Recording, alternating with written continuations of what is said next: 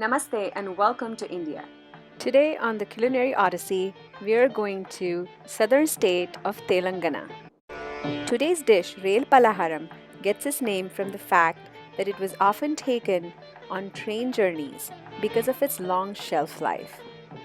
The dish apparently originates from Arya Vyasya community, which was a trader community that traveled a lot.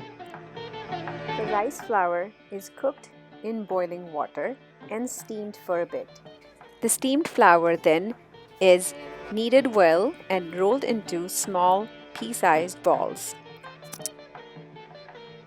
The rolled balls are steamed again in a steamer for about 10 minutes till they're soft. While the balls are getting steamed, a mixture of yellow lentils, green chili, ginger, and cilantro is pounded to a coarse paste in mortar and pestle.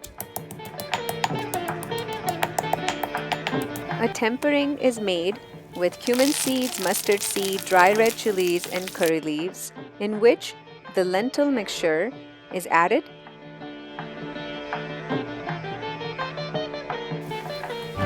Once the lentil mixture is cooked, the steamed rice balls are added to this mixture.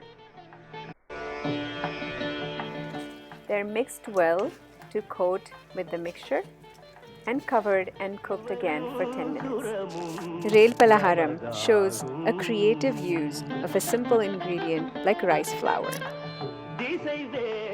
Thanks so much for watching. I hope you enjoyed this episode of Culinary Odyssey.